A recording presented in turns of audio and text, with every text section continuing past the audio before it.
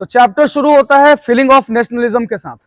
और feeling of nationalism क्या होता है तुम लोगों को पता है, सेंस ऑफ कलेक्टिव बिलोंगिंग। यानी जब कभी भी एक लैंड मास यानी एक एरिया में रहने वाले लोगों के अंदर एक भावना आता है और वो भावना होता है एक होने का, यानी कलेक्टिव बिलोंगिंग, उसी फीलिंग को क्या कहा जाता है? नेशनलिज्म। हम सभी इंडियन हैं, बार बार यही बताते हैं, अलग अलग भाषा है, अलग अलग क्षेत्र है, रहन सहन पहनावा ओढ़ावा अलग अलग है, लेकिन एक हमारा कलेक्टिव बिलोंगिंग है। वो बिलोंगिंग क्या होता है? इंडियन का। इसके बाद इस चैप्टर में शुरुआत होता है पेंटिंग से। पेंटिंग है किसका? फ्रेडरिक सोरियो का। और वो पेंटिंग बना था कब? 1848 में।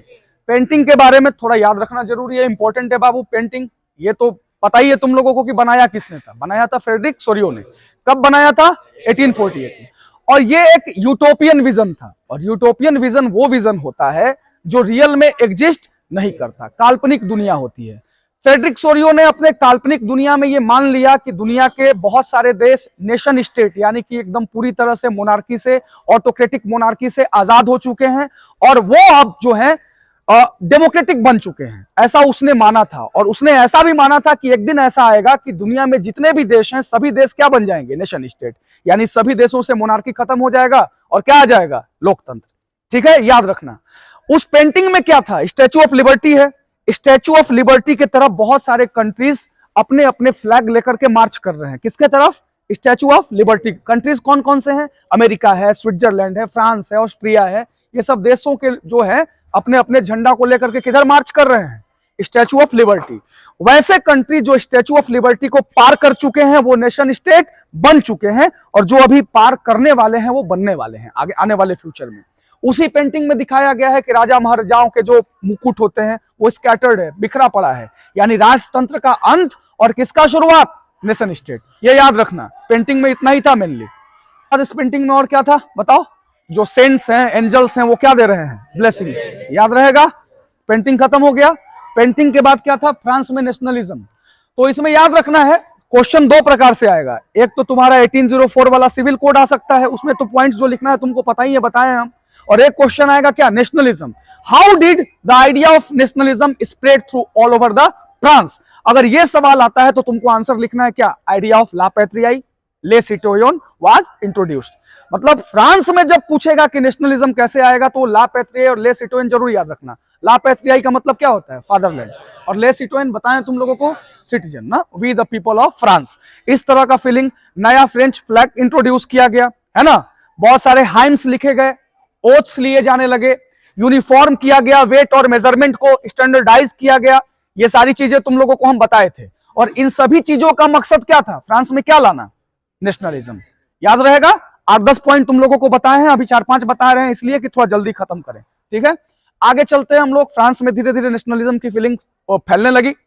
इसके बाद आता है 1804 और उस समय किसका शासन आता है? नेपोलियन का। तुम लोग क्लास 9 से पढ़ रहे हो। फ्रांस में 1789 में क्या हुआ था? रिवॉल्यूशन। उसके बाद कौन आया था शासन में? National assembly. पूरा कनेक्ट करके रखोगे तो याद रहेगा। नेशनल असेंबली के बाद किसने रूल किया? Rain of terror, Maximilian Robespierre. Maximilian Robespierre के बाद किसने रूल किया फ्रांस में? डायरेक्टरी। कितने लोगों की थी? 5 लोगों की थी। फिर डायरेक्टरी के लोग आपस में ही लड़ाई झगड़ा करने लगे, फ्रांस वीक हो गया था। तो अगल बगल के जो कंट्रीज थे जैसे पर्सिया और ऑस्ट्रिया, इन लोगों ने सोचा कि फ्रांस पे क्या कर लिया जाए? अटैक कर लिया जाए। और फ्रांस से दुश्मनी का उनके पास कारण भी था, क्योंकि ऑस्ट्रिया की प्रिंसेस से शादी किसकी हुई थी? फ्रांस के राजा की। और उसी राजा को किसने मारा था? मैक्सिमिलियन जैकोबिन क्लब ने मारा था। तो भाई दुश्मनी तो थी ही, उन्होंने अटैक करना चाहा। उस समय फ्रांस का मिलिट्री जनरल कौन था? नेपोलियन। नेपोलियन ने बढ़िया से सामना किया उनका और उनको हरा दिया, खदेड़ दिया, भगा दिया नेपोलियन ने फ्रांस से। और नेपोलियन का नाम इतना बड़ा हो चुका था कि एकदम हर किसी के जुबान पे एक ही नाम छाया हुआ था, नेपोलियन बोनापार्ट। और नेपोलियन ने अपने इस पूरा जो फेमस हुआ नेपोलियन, उसका भरपूर फायदा उठाया और फ्रांस का क्या बन गया? पूरे डिक्टेटर ना। तो पहला लाइन यही लिखना एग्जाम में कि Napoleon has destroyed the democracy but he has made the administration more rational and efficient. Napoleon एक इकलौता ऐसा डिक्टेटर आज तक दुनिया में जिसने डेमोक्रेसी को तो बर्बाद किया, लेकिन वहां का एडमिनिस्ट्रेशन को क्या बनाया? एफिशिएंट और रैशनल, यानी बढ़िया किया। और उसने जो स्टेप्स लिए ना, उसी के स्टेप को क्या कहा जाता है? Civil code of 1804। Civil code of 1804 में सबसे पहला पॉइंट तुम लोगों को याद रखना है, उसने हटाया privileges based on birth. France में तुम लोग शुरू से पढ़ते आ रहे हो कि फ्रांस में क्लर्जी थे ना, क्लर्जी जो चर्च के प्राइस्ट होते थे। इसके अलावा नोबिलिटी, राजा और राजा के रिश्तेदार, उनको कुछ जन्म के आधार पे कुछ प्रिविलेज मिलता था, छूट मिलता था। यानी कि अगर आपका जन्म राजा के घर में हो गया तो आपको जीवन भर टैक्स देना नहीं है। क्या करना है? टैक्स लेना है। इसी तरह से क्लर्जी लोगों को, यानी चर्च के जो पादरी होते थे, उनको भी टैक्स लेना था। टिथेज और टैलिस तुम लोग क्लास 9th में पढ़ के आए हो। जन्म के आधार पे उनको जो प्रिविलेज मिलता था उसको नेपोलियन ने क्या किया? हटा दिया। पहला बढ़िया काम किया। दूसरा काम नेपोलियन ने क्या किया? 3 तरह की कुप्रथाएं थी, फ्यूडल सिस्टम, मैनोरियल ड्यूज और सर्फडॉम। इन तीनों को क्या किया नेपोलियन ने? हटाया। फ्यूडल्स, सामंत, जानते हो ना, राजा हर जगह शासन नहीं कर सकता है तो अपने फ्यूडल्स को बैठा के रखता था। और फ्यूडल्स का काम क्या था? लोगों से टैक्स कलेक्ट करके किसको देना? राजा को। और वहां पर मनमर्जी शासन करना, ऑटोक्रेटिक, उसी को कहा जाता है। ऑटोक्रेटिक का शुद्ध हिंदी में मतलब होता है निरंकुश, उस पर जिस पर कोई अंकुश ना हो, उसको क्या कहेंगे? निरंकुश। अंकुश मतलब लगाम। जिस घोड़े पर लगाम ना हो वो ऐसे ही भागते रहेगा। तो वैसे ही वहां के वो सामंत होते थे फ्यूडल, बस पैसा पहुंचा देते थे और मनमर्जी शासन करते थे। जिसको फांसी पे टांगना हो, जो करना हो कर देते थे। मैनोरियल ड्यूज किसको कहते हैं? जो वो टैक्स वसूलते थे, वो एक फाइल में नाम लिखते थे ना, इन पर इतना पैसा बचा है, उस फाइल को क्या कहते थे? मैनोरियल ड्यूज। और सर्फडॉम, जो किसान नहीं जमा कर पाया टैक्स, उसको क्या बना लिया जाता था? सर्फ। सर्फ मतलब गुलाम। नेपोलियन ने भी वेट मेजर को क्या किया? स्टैंडर्डाइज किया। ये हमेशा लिखना है पॉइंट। और उसने क्या लिया? करेंसी को भी घटाया।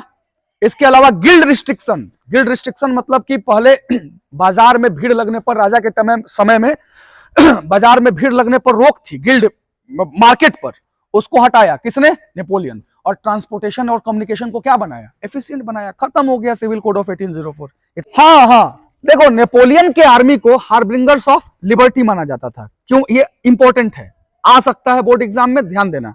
नेपोलियन के आर्मी को हार्बिंगर्स ऑफ लिबर्टी इसलिए माना जाता था कि नेपोलियन ने इतना अच्छा काम किया था फ्रांस में कि अगल बगल के कंट्रीज में उसका बड़ा नाम हो गया था, बहुत बड़ा उसका नाम हो गया था कि अरे वाह, नेपोलियन तो बहुत अच्छा है ना। अगल बगल के देश की जनता जो राजाओं से त्रस्त थी, वो चाहने लगे कि काश ऐसा दिन आता कि नेपोलियन अटैक करता, हमारे राजा को मार देता और हमारे देश में भी किसका शासन हो जाता? नेपोलियन का। नेपोलियन तो यही चाहता था। नेपोलियन ने इसका भरपूर फायदा उठाया। नेपोलियन की आर्मी किसी दूसरे देश में जाती थी, वहां पर वहां के लोग बड़ा स्वागत करते थे, उसको मारते पीटते नहीं थे, उसका स्वागत करते थे, उसको खुद ही रास्ता दिखाते थे कि भैया यह छुप जाइए, यहाँ राजा का सैनिक रहता है। उसका भरपूर फायदा मिला। जाकर के नेपोलियन के सैनिक ने राजा को मार दिया और वो एरिया किसके शासन में हो गया? नेपोलियन के। लेकिन soon there enthusiasm turn into the hostility, यानी उनकी जो खुशी थी, उनका जो उत्साह था, वो धीरे धीरे एकदम बदल गया किसमें? हॉस्टिलिटी में, दुख में बदल गया। क्यों? क्योंकि नेपोलियन का जो फीलिंग फ्रांस के लोगों के साथ था, वो बाकी लोगों के साथ नहीं था। तो नेपोलियन ने क्या किया था भाई? फ्रांस वहां पर जब शासन कर लिया, दूसरे देशों में जब कब्जा कर लिया, तो वहां 3 स्टेप लिया। पहला, वहां के लोगों पर टैक्स बढ़ा दिया। याद रखना, नेपोलियन जहां कब्जा किया, क्या किया? वहां के लोगों के साथ टैक्स को बढ़ा दिया, इंक्रीज कर दिया। इसके अलावा वहां क्या लगा दिया? सेंसरशिप। ज्यादा बोलना उलना नहीं है, ज्यादा बोलोगे नहीं बेटा, नहीं तो टांग देंगे, ठीक है ना। नेपोलियन ने क्या लगा दिया? सेंसरशिप। तीसरा उसने क्या किया? फोर्स्ड रिक्रूटमेंट, यानी जबरदस्ती उनको अपने आर्मी में शामिल करने लगा। और ये पूरी कहानी किसकी थी? हार्बिंगर्स ऑफ लिबर्टी। एरिस्टोक्रेट। एरिस्टोक्रेट कौन लोग थे भाई? जान रहे हो? वो लोग जिनके पास बहुत ज्यादा पैसा होता था, फ्रांस में उनको क्या कहते थे? एरिस्टोक्रेट। ध्यान से समझना, इंपॉर्टेंट है ये सब। एरिस्टोक्रेट वो लोग होते थे जिनके पास बहुत पैसा होता था, जो ओन करते थे टाउन हाउसेज और फार्म हाउसेज, बड़े बड़े जमीन, लैंड ऑनर्स होते थे, उनको क्या कहा जाता था? एरिस्टोक्रेट। कौन सा भाषा बोलते थे एरिस्टोक्रेट? फ्रेंच, आपस में ना। और वो आपस में बंधे होते थे शादियों के बंधन में। यानी जैसे एग्जाम्पल, फ्रांस का राजा लुइस 16 का शादी किसके साथ हुआ था? ऑस्ट्रिया की प्रिंसेस। सारे कौन से लोग थे? बड़े लोग, एरिस्टोक्रेट, यानी पैसे वाले लोग, उनको क्या कहते हैं? एरिस्टोक्रेट। इसके अलावा किसान कौन कौन थे भाई? तो 2 ही तरीके के थे। वेस्टर्न यूरोप में छोटे फार्मर्स, छोटे छोटे किसान, टीनेंट्स फार्मिंग किया करते थे। और ईस्टर्न और सेंट्रल यूरोप में कौन फार्मिंग किया करते थे? बोलो, सर्फ, यानी कि गुलाम। Very good. और अब आते हैं मिडिल क्लास। मिडिल क्लास का इमर्जेंस कैसे हुआ? इंडस्ट्रियलाइजेशन के चलते। एकदम ध्यान में रखना ये सब कॉन्सेप्ट। मिडिल क्लास कैसे उदय हुआ उसका? इसके चलते, इंडस्ट्रियलाइजेशन के चलते, ठीक है। इसके अलावा मिडिल क्लास में एक और चीज ध्यान रखना कि इन लोगों का 2 ही क्लास था, एक कॉमर्शियल क्लास जो बिजनेस करते थे, और दूसरा वर्किंग क्लास, यानी कि जो जाकर के दिन भर काम करते थे। ये लोग पढ़े लिखे होते थे, एजुकेटेड होते थे। इसीलिए चौथा पॉइंट में क्या लिखना है, ये किसका विरोध करते थे, एरिस्टोक्रेट का। समझ में आ गया, न्यू मिडिल क्लास का इमरजेंस खत्म, इतना ही ध्यान में रखना है। मतलब कॉन्सेप्ट अगर क्लियर रहेगा ना तो आराम से लिख के आओगे एग्जाम में। आगे कौन सा टॉपिक है, इसमें यही याद रखना है कि 18th सेंचुरी में फ्रांस में क्या होते थे, किंगडम होते थे। वहां पर कोई भी नेशनलिज्म का कॉन्सेप्ट नहीं था। एग्जांपल किसका है, वो हैब्सबर्ग एम्पायर।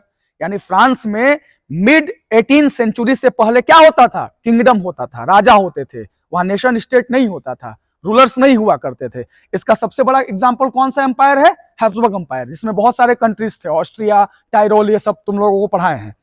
अब आगे चलो सीधे शुरू करते हैं, न्यू कंजर्वेटिज्म आफ्टर 1815। ठीक है, इंपॉर्टेंट बता देते हैं सारा, ठीक ना। फ्रांस का कहानी ध्यान रख। कंजर्वेटिव लोग कौन होते हैं, कंजर्वेटिव लोग वो लोग होते हैं जो बिलीव करते हैं राजा पर, मोनार्की पर, और पुरानी व्यवस्था पे, पारंपरिक व्यवस्था पे जो विश्वास करते हैं उनको क्या कहा जाता है, कंजर्वेटिव्स। कंजर्वेटिव्स लोग ये चाहते थे फ्रांस में कि नेशन स्टेट ना आए, किसका शासन रहे, हमेशा राजाओं का। और राजाओं को बचाने के लिए उन लोगों ने एक स्टेप लिया, कंजर्वेटिव लोगों ने, कि नेपोलियन जब हार गया, आ गया कंजर्वेटिज्म फ्रांस में, 1815 में हुआ था बैटल ऑफ वाटरलू। पहले सुन लो ये बैटल ऑफ वाटरलू, फिर बताएंगे तुम लोगों को। बैटल ऑफ वाटरलू हुआ था 1815 में। 4 देश मिलकर के नेपोलियन को हराए थे। उन देशों का नाम है ब्रिटेन, ऑस्ट्रिया, रसिया, पर्सिया। याद रखना, ब्रिटेन, ऑस्ट्रिया, रसिया, पर्सिया, ये 4 बड़े बड़े देश मिलकर के, नेपोलियन को हराना आसान नहीं था। छोटे मोटे देश को तो ऐसे ही उटांग दिया था। पर्सिया, ऑस्ट्रिया को तो पहले ही हराया था 1804 में ही। तो ब्रिटेन और रसिया को आना पड़ा, इतने बड़े बड़े देश। समझ लो रसिया कितना बड़ा ताकत है, ब्रिटेन जिसका पूरा कब्जा था दुनिया भर में, इतने बड़े बड़े ताकत को मिलना पड़ा किसको हराने के लिए, नेपोलियन को। और हराने के बाद ये लोग बैठते हैं कहां पर, वियना में। और वियना किस देश में है, ऑस्ट्रिया में। ऑस्ट्रिया के वियना में ये लोग बैठते हैं, और वियना में बैठ करके ये लोग क्या करते हैं, ट्रीटी मतलब होता है संधि ना। और उसकी अध्यक्षता कौन करता है, ड्यूक मैटरनिक। कौन है वो, ऑस्ट्रिया का चांसलर। वहां पर यह तय होता है कि भाई अब तो नेपोलियन हार गया, नेपोलियन को जेल में डाल दिया गया। नेपोलियन मरा था जेल में 1821 में ना, 1815 में उसको अरेस्ट कर लिया गया था नेपोलियन को। याद रखना, ध्यान में रखना। इसके अलावा जब उन लोगों ने मीटिंग किया तो फ्रांस ने नेपोलियन के लीडरशिप में जितना एनेक्स किया था अपनी बाउंड्री, सबको क्या कर दिया गया, लौटा दिया गया। फ्रांस में फिर से रिस्टोर हुआ कौन सी डायनेस्टी, बॉर्बन डायनेस्टी। और फ्रांस का नया राजा बनाया गया किसको, लुइस फिलिप को। याद रखना ये सब ना। फ्रांस में फिर से लोगों पर सेंसरशिप लग गया, टैक्सेशन लग गया, मतलब फिर से राजतंत्र आ गया 1815 में।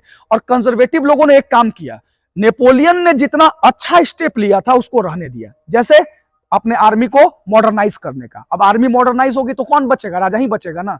नेपोलियन ने जो एडमिनिस्ट्रेशन में अच्छा काम किया था उसको इन्होंने बचाया, ताकि लोगों का अधिक विरोध ना झेलना पड़े। यानी लोग नेपोलियन में जैसे खुश थे वैसे राजा में भी खुश रहे, और राजा बचा रहे लंबे समय तक, राजतंत्र बचा रहे। सिर्फ इसलिए कंजर्वेटिव लोगों ने किसके पॉलिसी को अपनाया था, नेपोलियन के। ठीक है, कहानी क्लियर है यहां तक। अब चलो, तुम लोगों का कहानी था यूनिफिकेशन, तो चलो शुरू करते हैं फ्रैंकफर्ट पार्लियामेंट से। फ्रैंकफर्ट पार्लियामेंट, फ्रैंकफर्ट एक शहर है, कहां पर है, पर्सिया में। पर्सिया कहां है, जर्मनी आज का। फ्रैंकफर्ट में ऑल जर्मन नेशनल असेंबली बनाए 831 लोग मिलकर के।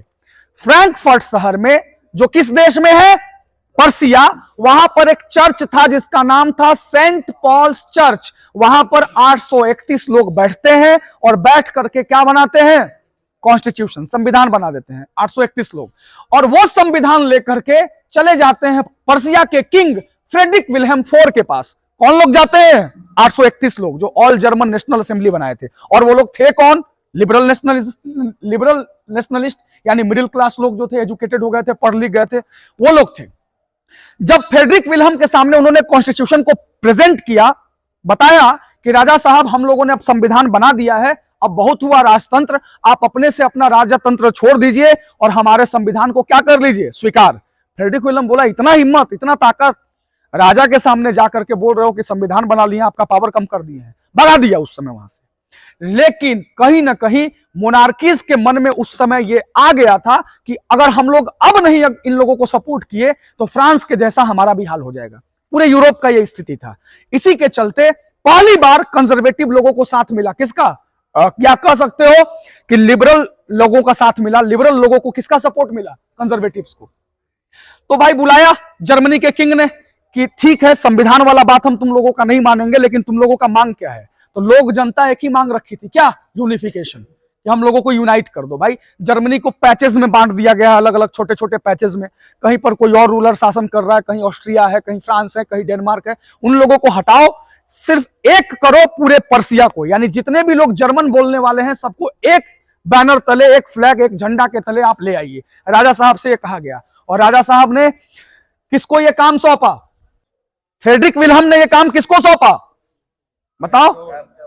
चीफ मिनिस्टर ओटो वोन बिस्मार्क।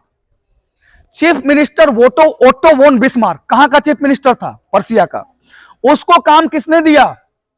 राजा ने। कहां के राजा ने? पर्सिया के। किस राजा ने? फ्रेडरिक विलियम फोर ने। उसको यह सौंपा कि जाओ और जर्मनी को क्या करो? यूनाइट करो। ठीक है, वो निकले। 7 सालों में उन्होंने 3 लड़ाइयां लड़ी। लिखना पड़ेगा एग्जाम में तुम लोगों को। 7 सालों में कितनी लड़ाइयां लड़ी? 3। किसके खिलाफ?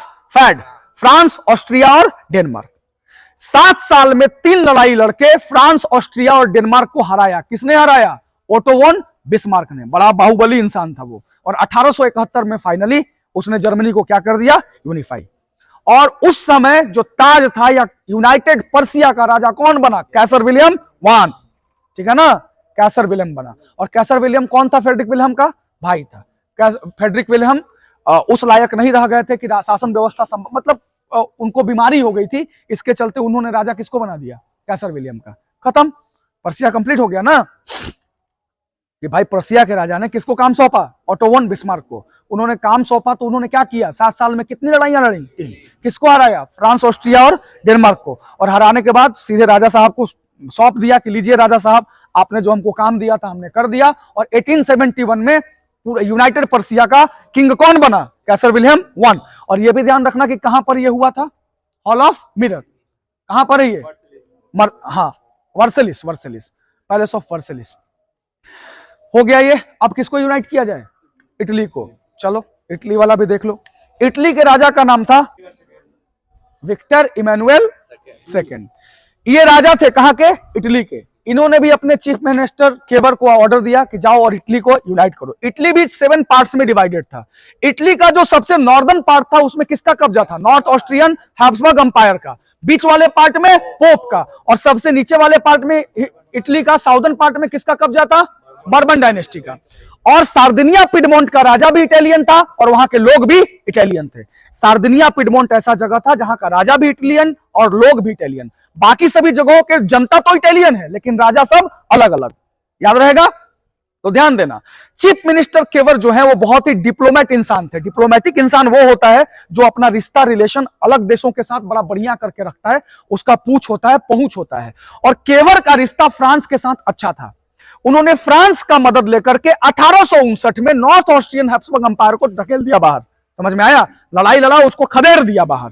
किसको खदेड़ दिया? नॉर्थ ऑस्ट्रियन हैब्सबर्ग अंपायर को। ठीक है ना। अब सुनो, 1860 में एक गुसिपी गैरिबाल्डी नाम के पीजेंट के लीडर थे, किसानों के लीडर थे। वो किधर रहते थे? साउथ इटालियन पार्ट में ना, जहां पर स्पेनिश रूलर्स का शासन था।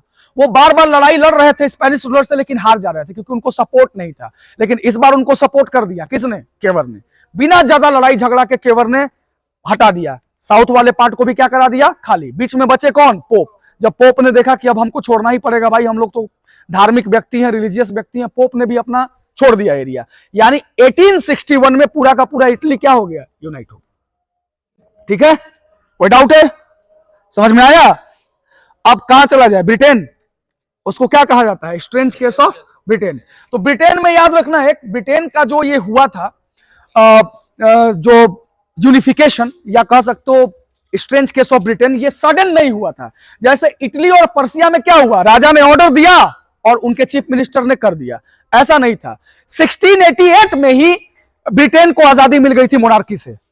1688 में आजादी मिल गई थी ब्रिटेन को। लेकिन ब्रिटेन के जो थे लोग, उन्होंने क्या किया? सबसे पहला नजर किस पे लगाया? स्कॉटलैंड पे। और उसको क्या कहा जाता है? Act of union. कब हुआ था ये? 1707। 1707 में एक्ट ऑफ यूनियन। जैसे कहा जाता है, बहलिया तुम लोग को एग्जांपल भी फंसाया। किसको? स्कॉटलैंड को। बोला कि देखो दुनिया के 20-25% क्षेत्र पे हमारा कब्जा है, आओ मेरे साथ मिल जाओ, हम लोग दोनों भाई मिल करके क्या करेंगे? पूरे दुनिया पे शासन करेंगे। स्कॉटलैंड उसके जाल में फंस गया। किसके जाल में फंसा? ब्रिटेन के जाल में। स्कॉटलैंड जैसे ही मिला ब्रिटेन से, उसके बाद ब्रिटिश पार्लियामेंट में किसका डोमिनेंस शुरू हो गया? ब्रिटेन का। उन लोगों का गैलिक लैंग्वेज है, याद है ना? गैलिक लैंग्वेज किसका लैंग्वेज है? हाँ, गैलिक स्कॉटिश, स्कॉटलैंड के लोगों का। गैलिक लैंग्वेज को बोलने से कौन मना कर दिया? बताओ। ब्रिटिश पार्लियामेंट में।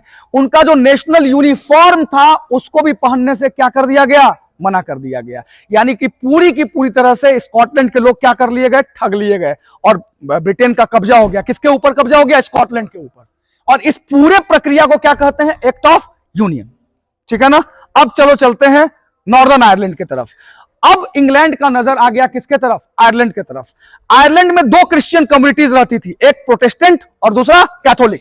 कैथोलिक वो क्रिश्चियन होते हैं जो पुराने क्रिश्चियनिटी को, यानी जो ट्रेडिशनल क्रिश्चियनिटी को मानते हैं, उसको क्या कहते हैं? कैथोलिक्स। और जो मॉडर्न क्रिश्चियनिटी को फॉलो करते हैं उनको क्या कहते हैं? प्रोटेस्टेंट। और नॉर्दर्न आयरलैंड में लड़ाई चलती थी किसके बीच में? कैथोलिक और प्रोटेस्टेंट। जैसे इंडिया में भी दो अलग अलग रिलीजन के बीच में लड़ाई हमेशा चलती रहती है ना, वहां भी वही कंडीशन था। तो इसका फायदा उठाया किसने? ब्रिटिशर्स ने। ब्रिटेन में अधिक संख्या में कौन रहते थे? प्रोटेस्टेंट। अब उन प्रोटेस्टेंट, जो ब्रिटेन के प्रोटेस्टेंट थे, वो कहां के प्रोटेस्टेंट से संपर्क साधे? आयरलैंड के। और उन लोगों से मिल करके वहां पर कैथोलिक्स को हरा दिया। एक लीडर का नाम आता है, कोई बता सकता है? Wolfe, Tone Wolfe. वो लड़ाई लड़े लेकिन सफल नहीं हो पाए। और 1801 में पूरा का पूरा ब्रिटेन, उसमें आ गया इंग्लैंड, स्कॉटलैंड, नॉर्दर्न आयरलैंड और वेल्स। और इसको क्या कहते हैं? United kingdom of great Britain. खत्म कहानी। इसके बाद क्या था तुम लोगों को? एलिग्री, क्रिस्टियानी मैरियानी कहां की है वो? फ्रांस। और जर्मेनिया, जर्मनी। ओकलीफ, ये सब पढ़ लेना, ये भी बताएंगे। दो दो तीन तीन उसका फीचर है ना? ओकलीफ किसका पहचान देता है? वो पढ़ना जरूर। ब्रेवरी, बहादुरी का। ठीक है ना? क्रिस्टियानो मैरियानी का अलग अलग क्वाइंस में, हर जगह स्टाम्प वगैरह में उनका फोटो, ऐसा कोई रियल में एग्जिस्ट नहीं करता है। एलिग्री ना, एलिग्री बढ़िया से समझाया। सिंबल, नेशन को, एक देश को एक इंसान के रूप में प्रेजेंट करना क्या कहलाता है? एलिग्री। फ्रांस का क्या नाम था? क्रिस्टियानो मैरियानी आया था।